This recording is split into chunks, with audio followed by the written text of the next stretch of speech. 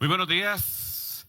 Hemos tenido un tiempo muy bonito de adoración, de alabanza al Señor, y ahora nos toca compartir el tiempo de la palabra del Señor. Nosotros en la iglesia, el mes pasado y parte de este, hemos estado hablando una serie acerca de construyendo el templo. Y aunque hemos visto dos libros históricos, como lo es el libro de Esdras y de Nehemías, es obvio que hay que ubicarnos en el momento histórico, es ir al pasado.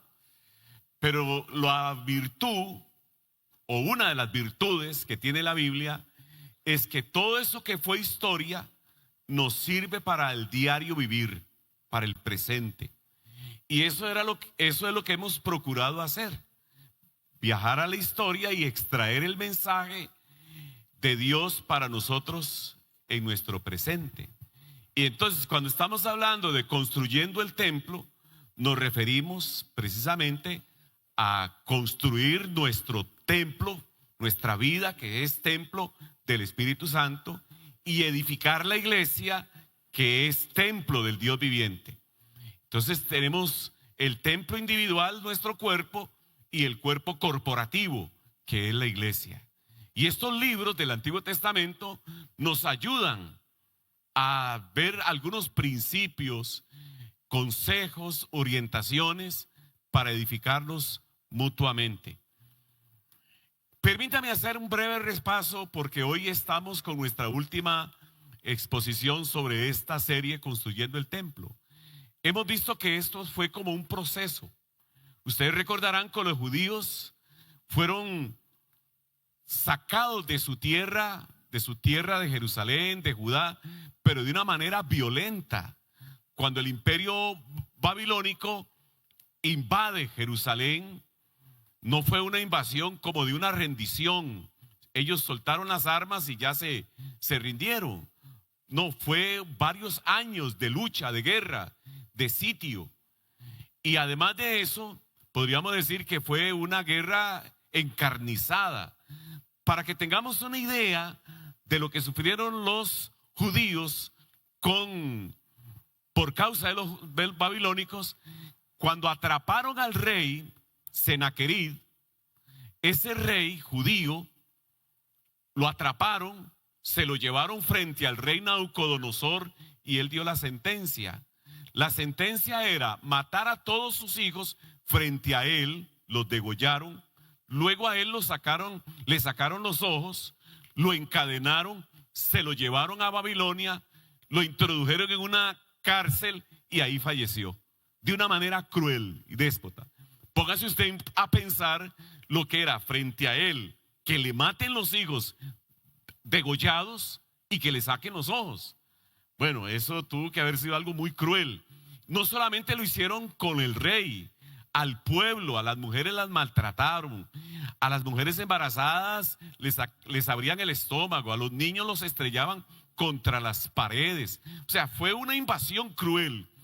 Después se llevaron a los judíos prisioneros a Babilonia y los esparcieron por todo el imperio babilónico, y dejaron en Jerusalén a los más pobres de los pobres y a los esclavos. No sin antes haber destruido el templo, haber destruido las ciudades, los edificios, y haber destruido las murallas que rodeaban Jerusalén.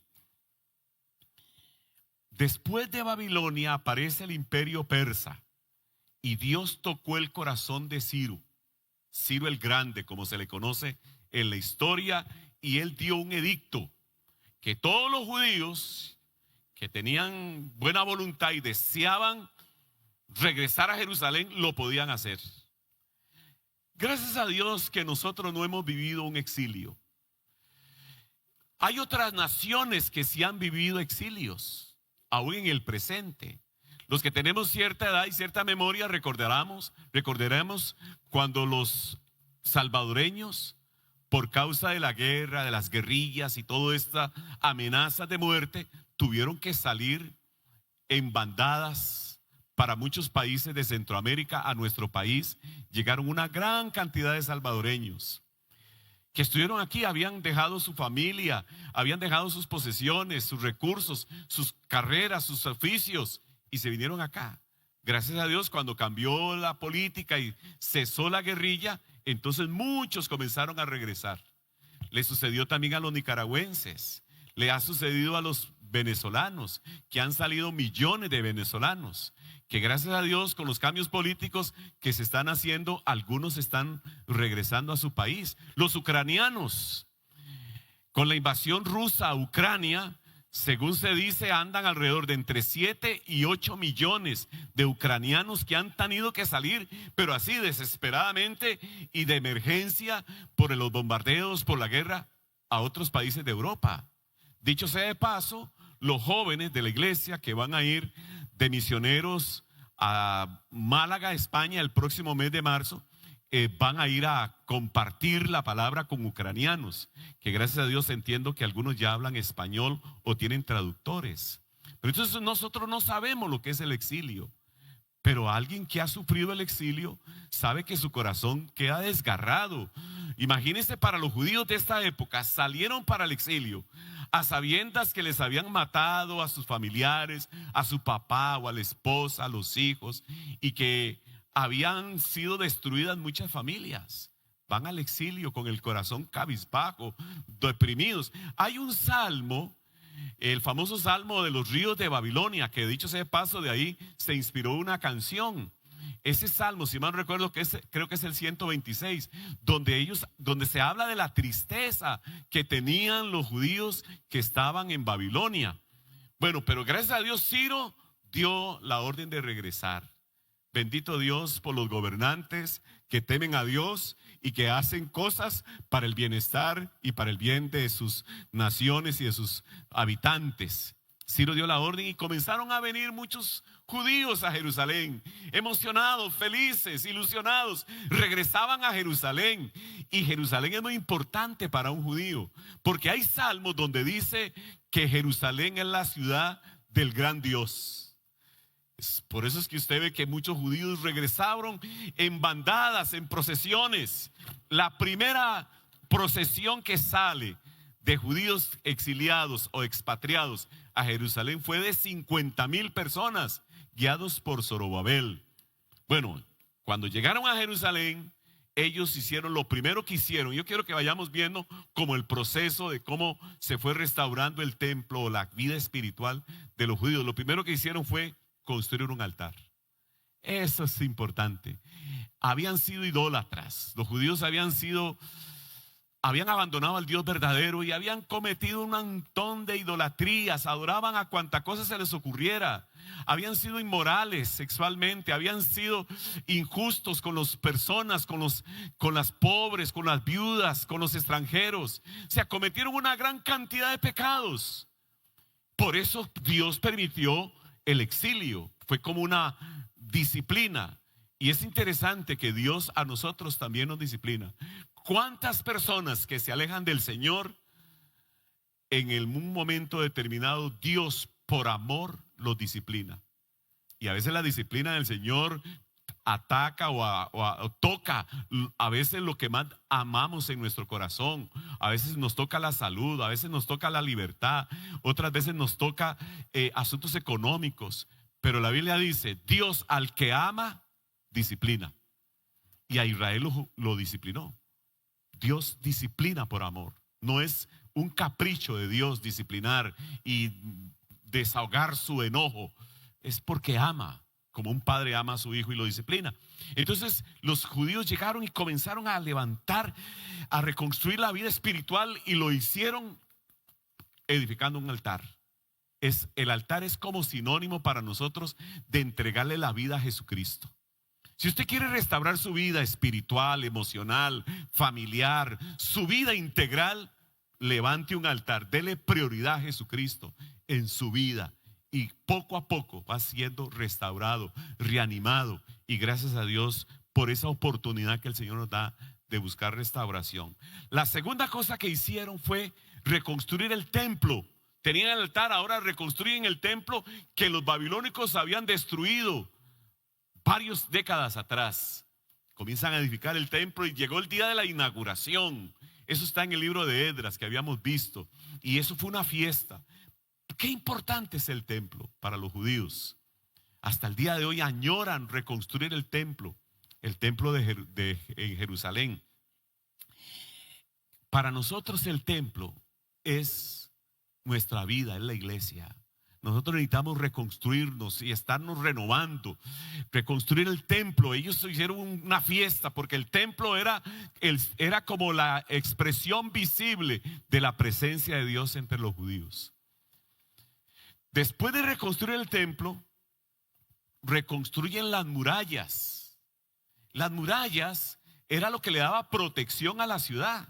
Una ciudad en el mundo antiguo, una ciudad sin murallas era una ciudad que fácilmente la destruían los enemigos. Los ladrones se introducían y a veces hasta fieras se introducían a las ciudades, porque era una ciudad sin murallas, era una ciudad indefensa. Yo asocio las murallas con esos valores y principios que nosotros vamos reconstruyendo en la vida, que nos fueron enseñando en el seno de nuestra familia, que se fueron reforzando a través de la Biblia. Por ejemplo, la honestidad es un valor, es un principio. El compromiso, el empeñar la palabra y ser fieles en el cumplimiento de esa palabra, el ser responsables, el ser comprometidos, el vivir vidas honradas. Esos son valores que tenemos que arraigarnos profundamente en nuestro corazón, y eso es lo que nos ayuda a veces a enfrentar las tentaciones y las pruebas de la vida. Esas son nuestras murallas. Las murallas habían estado destruidas por más de 100 años. Y esto es un dato muy importante que hay que resaltar. 100 años estuvieron los judíos sin murallas hasta que vino un hombre con una visión de Dios, con lo que Dios puso en su corazón, con un llamado, e hizo la diferencia. Esto me hace pensar que en la vida pasa igual. Una persona puede hacer la diferencia en muchas cosas. Por ejemplo, en la familia. Puede ser que nuestra familia sea un caos. Adicciones, pleitos, inmoralidades y cosas desagradables y conductas deplorables. Pero uno que un día haga un alto y diga: voy a hacer un alto aquí. Voy a comprometerme con Jesucristo y voy a cambiar mi estilo de vida con la ayuda del Señor. Y ese uno, transformado por el poder de Jesucristo, comienza a hacer cambios significativos, comienza a haber cambios significativos en la familia. Uno que cambie. Por eso es que en la ciudad, lo mismo pasa en la ciudad. Uno que haga las cosas honorablemente, uno que sea un buen ciudadano, uno es la base para que otros se vayan contagiando. Hay un anuncio que siempre me gusta, o yo no sé si todavía lo dan, que hablaba del poder de uno. El poder de uno. A veces uno quiere que los demás cambien. A veces decimos: ay, ojalá mi esposa cambiara porque ya no la soporto. O ojalá que mis hijos sean diferentes porque ya no los aguanto. No, tal vez el que tiene que cambiar es uno. No es mi esposa, soy yo el que tengo que cambiar. Y cuando yo cambio con la ayuda del Señor, comienzan a cambiar. Mi esposa cambia, mi suegra cambia, y todos los demás comienzan a tener actitudes y comportamientos de cambio. Uno. Y ese uno soy yo.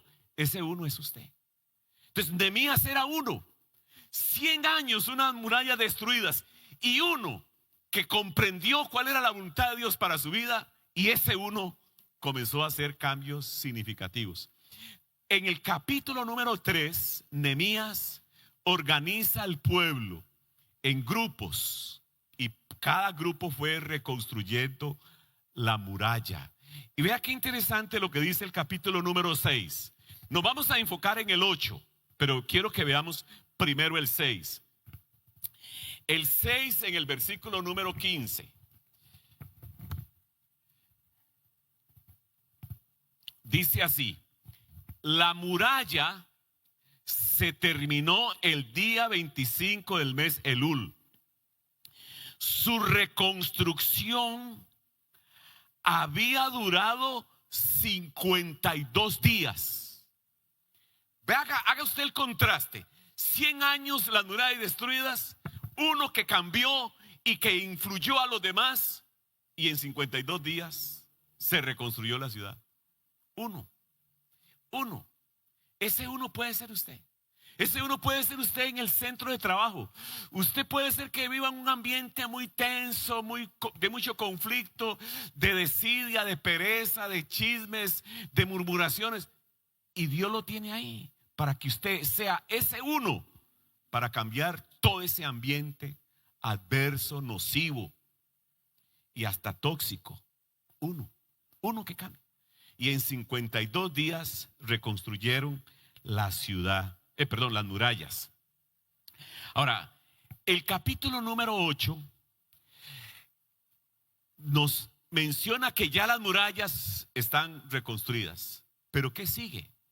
¿Qué sigue después de reconstruir las murallas? Hagamos la equivalencia con nosotros. Una persona se entrega a Jesucristo. Jesucristo le perdona sus pecados. Jesucristo le ayuda a superar adicciones. Jesucristo le ayuda a cambiar su conducta. Pero ¿qué sigue? Ya logró eso. O para alguien que se entregó a Cristo y tenía un matrimonio un poquito tenso, Jesucristo les ayudó a mejorar la relación matrimonial o la relación familiar. Pero ¿qué sigue? ¿Qué sigue? La vida cristiana no para. La vida cristiana es una aventura. Es un caminar hasta que lleguemos a la gloria eterna. Entonces, ¿qué sigue? ¿Qué siguió aquí después de que terminaron las murallas? El capítulo número 8 nos dice lo que siguió.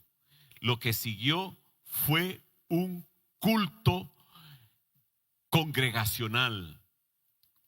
Eso me resalta, o eso me llama la atención, que terminaron las murallas, cada quien pudo haberse ido para la casa. Qué bonito, las murallas están reconstruidas, la infraestructura está en lo mejor.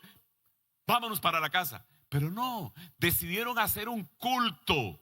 Y esta mañana yo quiero dedicar lo que me queda de la prédica para hablar del culto. Qué importante es el culto. Yo tengo de ser cristiano, tengo 66 años, casi 67 este año. Me entregué a Jesucristo cuando iba a cumplir 15. Entonces haga números. Yo tengo más de 52 años de ser creyente, de estar en la iglesia, de participar de una infinidad de cultos. He estado en cultos de todo tipo. He estado en cultos que duran 40 minutos. Se entonan 2 himnos, se predica 20 minutos y después la despedida. Yo he estado en cultos que han durado 3 horas. He estado en cultos donde la gente es muy explosiva en sus expresiones emocionales, donde algunos se salen de la banca, bailan, donde dan vueltas como un trompo. Y he visto gente que levanta las manos, y he visto otros, he estado en otros cultos donde todo es parsimonioso, sereno, tranquilo, que no se puede palmear, no se puede levantar las manos. He estado en todos esos cultos. Pero he visto algo, hermanos, indistintamente las expresiones cultuales, el culto es importante. ¿Qué importante es el culto? Ayuda a las personas, ayuda a las familias, ayuda a los niños. Yo soy un amante de los cultos. Y si llego a un culto donde todo es ameno y gritos y todo, yo también me apunto. Y si es uno tranquilo y parsimonioso, también me apunto. Me adapto, en otras palabras. Pero veo la importancia del culto. El culto, para mi vida ha sido tan importante el culto. Yo he tenido altibajos espiritualmente hablando, he tenido momentos de desaliento, momentos de alegre, momentos tristes, de todas las emociones habidas y por haber. Y nunca he dejado de asistir a la iglesia, nunca. Cuando era joven y no era pastor, asistía a la iglesia, estuviera en el estado emocional que estuviera. Cuando ya fui pastor, a veces no tenía ganas de ir a la iglesia, pero tenía que ir porque era el pastor. No había otra opción. Pero había momentos en que no deseaba venir, pero encontré en el culto como un oasis. Un oasis. A veces he entrado desanimado, a veces he entrado cabizbajo y he salido pero feliz de la vida. ¿Qué aspectos hubo en este culto que se hace aquí en Nehemías capítulo 8? ¿Qué aspectos? Yo voy a mencionar 6 aspectos, pero muy rápido. Pero antes de eso, quiero resaltar que el culto es un compromiso, es una expresión de compromiso. Yo debo estar comprometido con el culto. Cuando hablo de culto me refiero a la iglesia. La iglesia debe ser algo importante en nuestra vida. Alguien dijo por ahí que una persona, un cristiano sin iglesia es como un huérfano que no tiene familia. O sea, la iglesia es nuestra familia espiritual. Yo necesito de la iglesia y la iglesia también necesita de mí. Todos nos necesitamos. Y en la iglesia no hay uno más importante o relevante que otro. Todos somos útiles y necesarios en la iglesia. Los niños son necesarios en la iglesia, los jóvenes, los adultos mayores, los matrimonios, los divorciados. Todos somos importantes en la iglesia. Debe haber un compromiso por el culto, por asistir al culto. Por eso la Biblia dice, no dejen de congregarse. Hebreos 10:25, no dejen de congregarse como algunos tienen por costumbre, porque a algunos les da esa manía. No voy al culto. Y ahora con el tema de las redes, voy a ver el culto virtual. Bueno, algunos necesitan eso por algún impedimento físico, por enfermedad o por edad. Pero si podemos asistir al culto, hagámoslo. Es tan importante el culto que usted va a encontrar que hay un libro en la Biblia dedicado a los cultos. Se le conoce como el himnario. Ese es el libro de los salmos. Y usted va a encontrar que muchos de los salmos se entonaban en cultos, en actividades cultuales. El salmista decía, Salmo 27, una cosa he demandado al Señor y esta buscaré, que esté yo todos los días en la casa del Señor para contemplar la hermosura del Señor, para inquirir en su templo. O sea, él se había comprometido. Una cosa he demandado. Yo me demandé a mí mismo. Es como que David está diciendo, me demandé a mí mismo.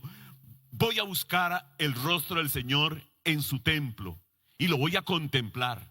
Y en el Salmo 133 él decía, mirad cuán bueno y cuán delicioso es habitar los hermanos juntos en armonía. Y ese salmo, que es muy corto, empieza así, como lo acabo de mencionar, y termina diciendo, porque allí envía Jehová bendición y vida eterna. Es que hay algo especial cuando la iglesia o las personas se reúnen en culto. Hay algo especial. Hay un ambiente espiritual, la presencia de Dios, el Espíritu de Dios que comienza a tocar corazones. Y a mí me ha tocado más de una vez. A veces he venido cabizbajo y salgo tocado por el Señor, el culto. Y la otra cosa, hermanos, que encontramos en los salmos es esa pasión que tiene el salmista. Salmo 122, él dice, yo me alegré con los que me decían, a la casa del Señor iremos. Que me alegré. Hay gente que más bien se enoja, vamos al culto, qué pereza, y se enojan. ¿Cómo voy a ir yo al culto? Vaya usted, y se molestan. Pero qué diferente el espíritu y la actitud de David. Yo me alegré con los que me decían, vamos a la casa del Señor, vamos, ahí la vamos a pasar pura vida, vamos a la casa del Señor. Y hay un salmo dedicado al culto, que es el 84, donde el salmista dice, bienaventurados los que habitan en tu casa, perpetuamente te alabarán. Y él decía en este Salmo 84, prefiero estar un día en la casa del Señor que 1000 años fuera de ella. Aún el gorrión haya nido y la golondrina, aún el gorrión haya casa y la golondrina nido cerca de tus altares. O sea, si aún los pajaritos desean venir al culto, por decirlo así, y hacer sus niditos, ¿cuánto más nosotros? Ay, qué lindo es el culto. Yo soy una persona de culto, yo amo los cultos, ya le digo, indistintamente las expresiones cultuales que hay. He aprendido que las personas se bendicen y se edifican en los cultos. Ahora, el culto es público. Por esa razón es interesante que los cultos tienen que ser algo que nos edifique a nosotros, que acostumbramos a asistir al culto, pero a alguien que nunca ha venido a un culto, que entre a un culto y la gente lo reciba bien. Usted y yo somos responsables de recibir a las personas nuevas, de darles aprecio, de darles bienvenida, de no sea un culto. El culto público tiene que ser un culto ordenado. Hay un capítulo en el Nuevo Testamento que se dedica al culto público y es 1 Corintios capítulo 14. Y en síntesis, lo que dice ahí es que en un culto todo lo que se debe de hacer es para edificar. 3 aspectos, dice: consolar, exhortar y edificar. 3 aspectos. Pero al final la gente sale edificada. A mí me gusta ir a iglesias donde yo salgo edificado. O sea, no llegar a un culto donde uno vino cabizbajo y lo hunden más. Esa no es la idea. La idea de un culto es que renueve, que edifique, que si yo entré al culto desorientado porque tengo algunas cuestiones pendientes, algunas decisiones importantes que tomar, que la palabra me ilumine, que en la presencia de Dios, que el Señor me aclare pensamientos. Todo eso es edificar, edificar. Vuelvo a la frase: indistintamente las expresiones cultuales, lo importante es que al final las personas salgan edificadas, animadas, consoladas y fortalecidas. Pero veamos el culto aquí en Nehemías, porque me quedan pocos minutos. Veamos 6 aspectos que hay aquí en esto. No son 6 aspectos largos, son relativamente cortos los que quiero enfatizar. Capítulo número 8 de Nehemías. Fíjese lo primero que menciona, dice: entonces todo el pueblo, como un solo hombre. Notemos, un pueblo está compuesto por una cantidad de personas, pero en esta ocasión no dice se reunieron muchas personas. Sí, se reunió el pueblo como un solo hombre. Lo que da a entender es que aquí en este culto había unidad. Qué linda es la unidad, hermanos. Vuelvo a citar el Salmo 133. Mirad cuán bueno y cuán delicioso es que los hermanos vivan en armonía, porque ahí manda el Señor bendición y vida eterna. Entonces aquí vemos un culto donde la gente está unida. Hay cosas que destruyen la unidad de la iglesia, que destruyen la armonía. ¿Qué destruye la armonía en una congregación?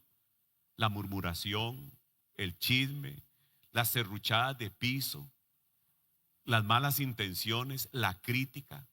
En otras palabras, cuando hacemos mal uso de la sin hueso. ¿Cuál es la sin hueso? La lengua. Y nos volvemos criticones y nos volvemos, ay, viste como llegó, viste que fue y volvemos criticones y comenzamos a juzgar. En este culto hay armonía, y hay algo que une corazones. Mire, yo les voy a dar este consejo. Yo sé que aquí no sucede eso, pero por si acaso, si a usted alguien le cae mal de la iglesia y le cae requete mal, yo le aconsejo, comience a orar por esa persona. Comience a orar. Y usted se va a dar cuenta que ese cae mal, al final comienza a convertirse en cae bien. Eso es algo fantástico, hermanos.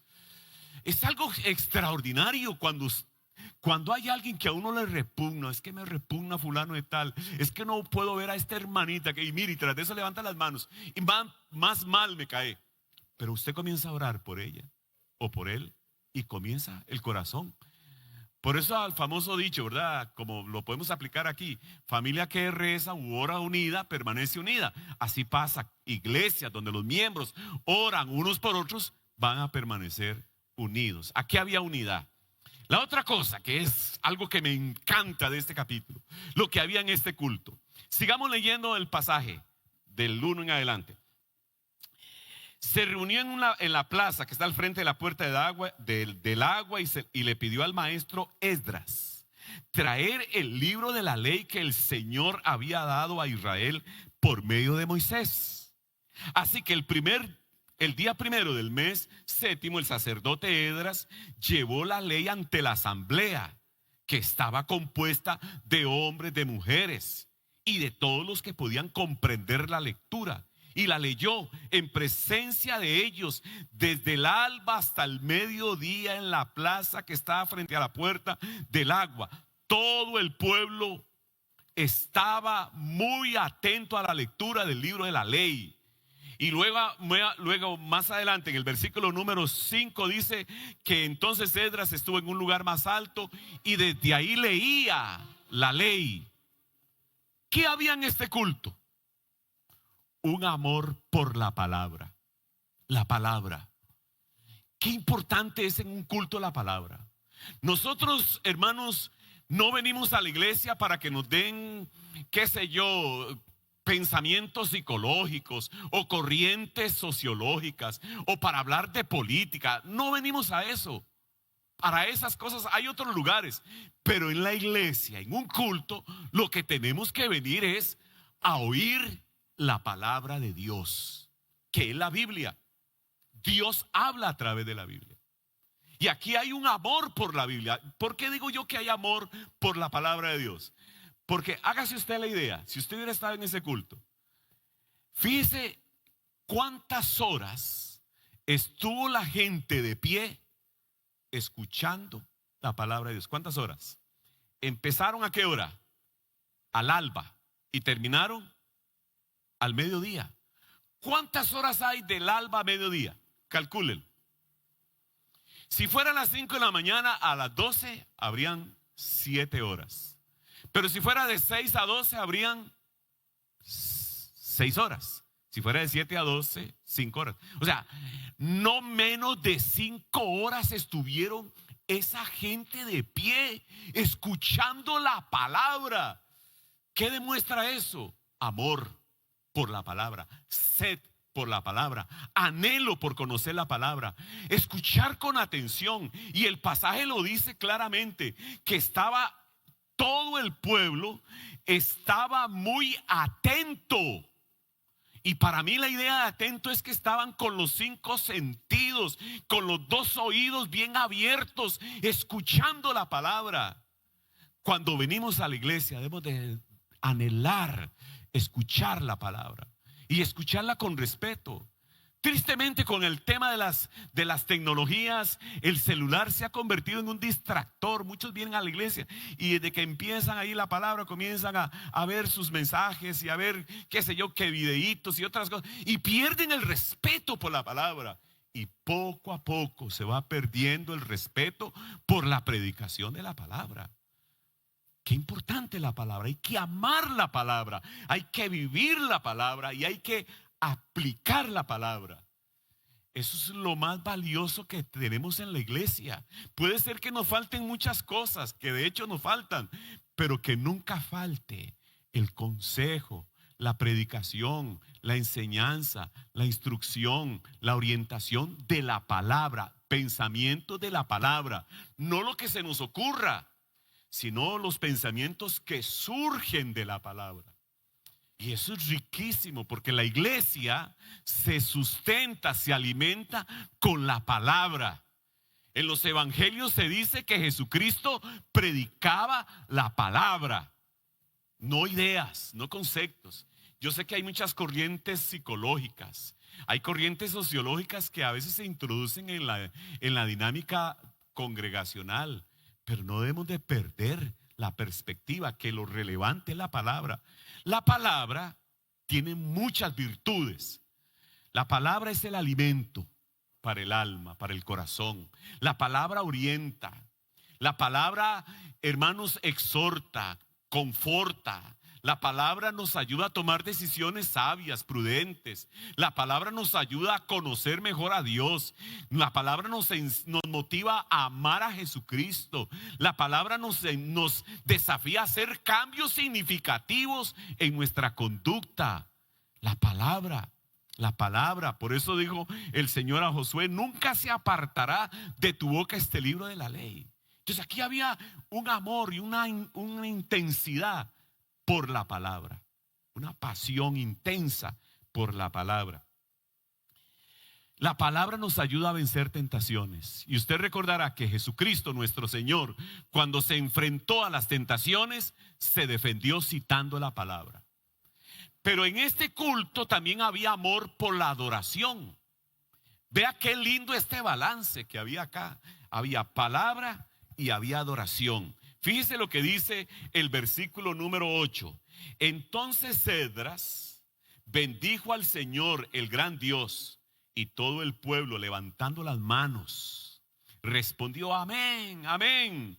Luego adoraron al Señor, inclinándose hasta tocar el suelo con la frente. Qué culto más impresionante. Aquí habían miles de personas, todos de pie escuchando la palabra. De un momento a otro se ponen a adorar al Señor y tienen expresiones corporales. Y una expresión corporal era: levantaban las manos y se postraron o se inclinaron hasta tocarla con la frente el suelo, como señal de humillación y rendición. Escuchar la palabra y adorar. Es como esta parte del culto, es como una paloma. Una paloma que tiene dos alas. Una ala es la palabra y otra ala es la adoración. Usted debe venir, o cuando venimos a la iglesia, debemos venir dispuestos a cantar, a alabar.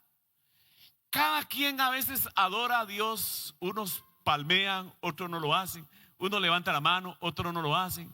Unos hacen algunos movimientos corporales, etc. Eso cada quien lo hará a libertad. Pero lo importante es que adore, que adore. Yo he visto gente cantando. Yo fui pastor de una iglesia de ancianos, de una iglesia muy conservadora, y se entonaba con dos signos, nada más, se entonaban dos signos. Tranquilo, con su pianito, muy lindo y todo, tranquilo, casi que usted podía estar muy sereno. Y yo aprendí en ese culto de 40 minutos, dos signos, prédica de 20 minutos y el tiempo de ofrenda y vámonos para la casa. Pero aprendí que aún en esa forma de adorar a Dios muy parsimoniosa, se adoraba al Señor. Y una vez estuve en un culto de unos hermanos negros.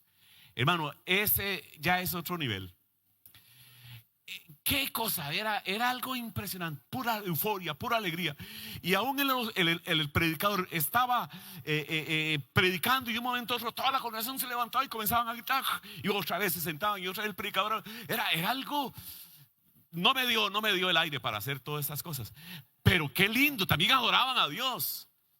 Pero lo lindo es que haya adoración al estilo, o a la cultura, o a la idiosincrasia, o a la tradición que tenga la iglesia, pero que adoren. Y que a la vez esté la palabra.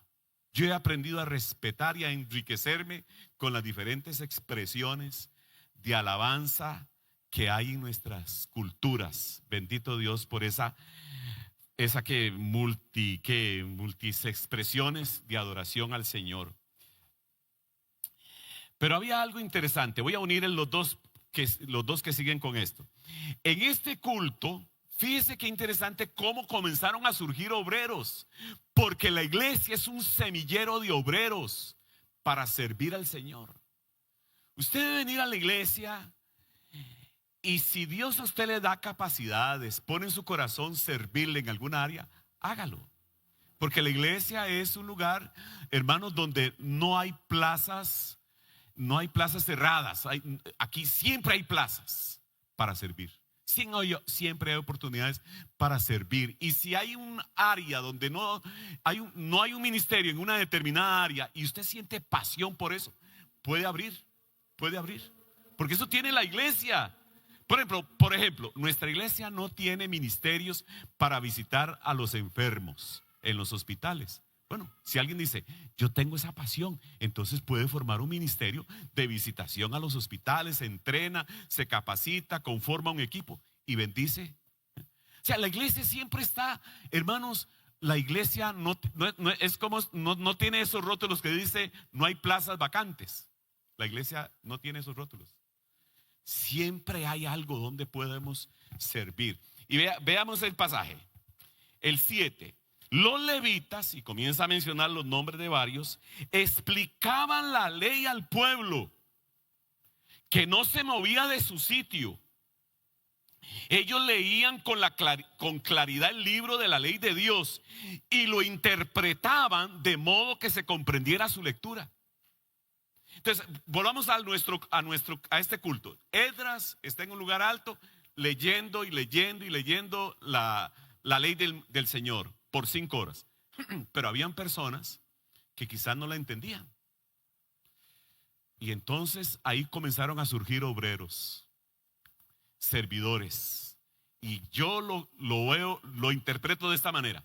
Comenzaron a reunirse como en grupos. Y entonces unos les explicaban a otros. Eso yo lo veo con la iglesia.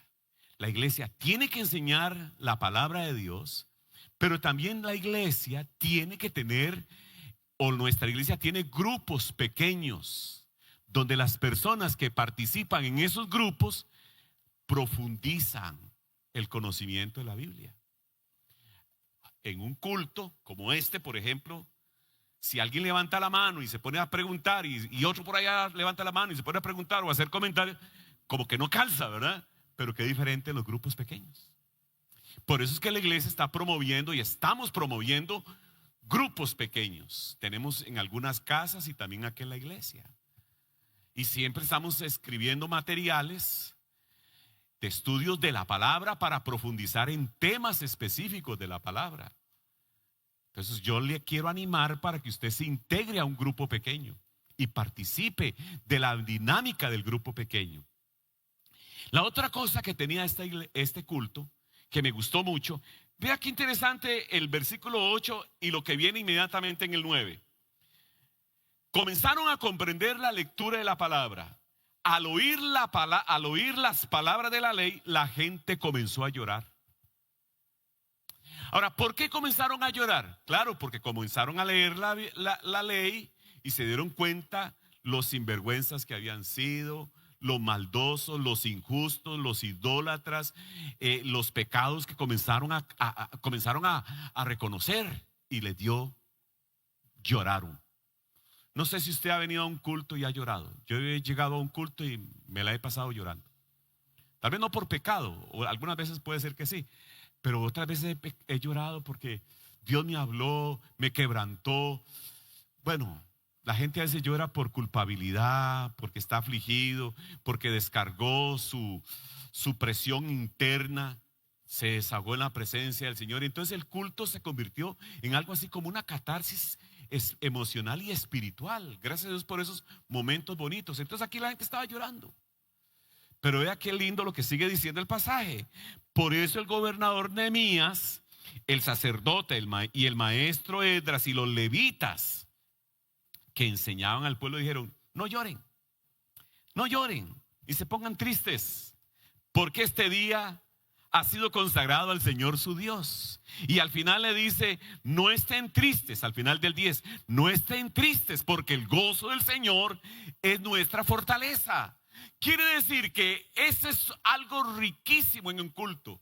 Alguien vino cabizbajo, sale del culto después de ser ministrado por la palabra, por la adoración, por la presencia de Dios, sale para su casa con la frente en alto. Entró cabizbajo y sale con la frente en alto. Alguien entró con las pilas bajas, desanimado, abatido, entró a la iglesia, pero sale con fuerzas, con ánimo. Alguien entró a la iglesia desorientado, confundido, temeroso, pero sale del culto con valentía, con coraje. Es que la iglesia es importante. Bueno, entonces aquí, esta gente que ahora está triste, el ánimo es: no estén tristes, porque el gozo del Señor es nuestra fortaleza. Y además le dice algo, le dice, vea qué bonito el verso 10.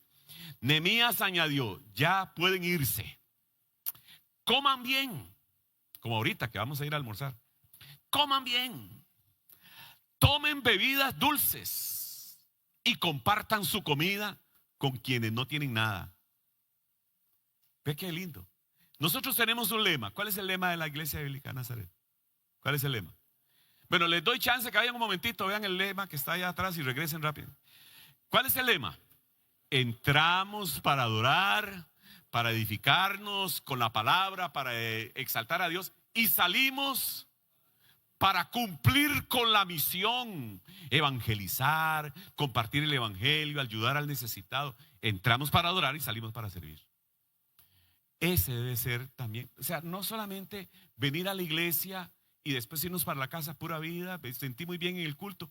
No, es continuar sirviendo al reino de Dios y a la misión de Dios. Permítame terminar en un par de minutos. Quiero resaltar la idea de los grupos pequeños. La iglesia promueve grupos pequeños, porque en los grupos pequeños la gente crece más rápidamente. Los estudios dicen que si una persona se entrega a Cristo y comienza a asistir a la iglesia, a los cultos, va creciendo espiritualmente, pero de una manera lenta. Y los mismos estudios dicen que si una persona se entrega a Cristo y se integra a un grupo pequeño, su crecimiento se vuelve acelerado, casi que exponencial. Por eso hacemos grupos pequeños en la iglesia. Y yo quiero animarle para que usted participe de un grupo pequeño. Los grupos pequeños promueven la comunión y el compañerismo. Así que participe de un grupo pequeño y se fortalece. Miren, en los grupos pequeños el compañerismo se fortalece orando juntos, aconsejándose mutuamente, apoyándose en una situación de crisis. Aún en necesidades materiales se apoyan. Y yo he visto que Dios hace muchos milagros cuando se reúnen en grupos pequeños para orar. Y además, el conocimiento de la Biblia se hace más explícito. Los grupos, solamente para mencionar 3, pero hay muchos más, promueven el crecimiento espiritual, promueven la comunión y el compañerismo y promueven el conocimiento de la Biblia. Este culto que hubo en la época de Nehemías fue un culto de compromiso, fue un culto para renovar la vida espiritual del pueblo y fue un culto que ayudó a las personas a acercarse a Dios y a tener comunión con Él. Sea usted una persona que ame la iglesia, cuide la iglesia, sostenga la iglesia con sus oraciones, con sus ofrendas, con sus diezmos, con su trabajo, con su servicio y con su testimonio. Cuidemos el testimonio, que la gente de afuera nos conozca como cristianos comprometidos y obedientes a la palabra. Amemos la iglesia. Hace muchos años, y con esto sí es cierto que termino. Es más, si quiere se pone de pie y así me hacen pressing. Mire, hace muchos años, pero muchos años leí un pasaje de la Biblia que dice: Cristo amó la iglesia y se entregó por ella. Ese pasaje me cambió completamente la perspectiva de la iglesia. Cristo amó la iglesia. En otros pasajes hay cosas que Dios aborrece y que Jesucristo aborrece.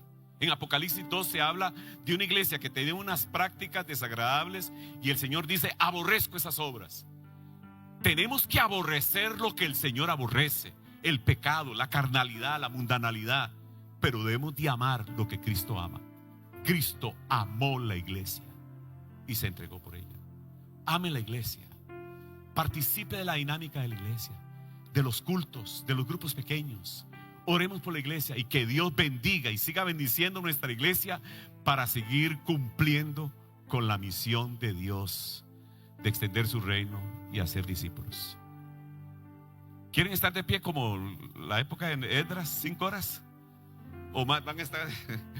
No. Oremos, hermanos. Señor, gracias por la iglesia. Gracias por la familia iglesia. Gracias, Señor. Te rogamos que sigas bendiciendo nuestra amada iglesia, que juntos sigamos creciendo en el conocimiento de tu palabra y que sigamos adorando juntos y que sigamos ayudándonos mutuamente. Padre, gracias por la iglesia. Gracias, Señor. por la Iglesia Bíblica Nazaret. Gracias, Señor, por esta linda congregación. Que tú nos ayudes a seguir edificando, Señor, la iglesia, y que sigamos desarrollando la misión que tú nos has encomendado. Te lo pedimos en el nombre de Jesús. Y ahora llévanos con bien, con paz, con alegría a nuestros hogares. Líbranos y guárdanos de accidentes e incidentes, Señor. Te lo pedimos en el nombre de Jesús. Amén y amén. Por tanto, mis amados hermanos, manténganse firmes e inconmovibles, progresando siempre en la obra del Señor, conscientes de que su trabajo en el Señor no es en vano. Dios los bendiga. Mire, vuélvase a la persona que está a su lado, dele una sonrisa, un abrazo, un apretón de manos, un saludo fraternal, y ahora sálgase de la banca o de la silla y salúdense mutuamente. Bendigámonos unos a otros en el amor fraternal en Cristo, y siempre les pedimos que nos ayude con las ventas que tenemos en la partecita de atrás para el viaje misionero. Bendiciones, hermanos. Bendiciones.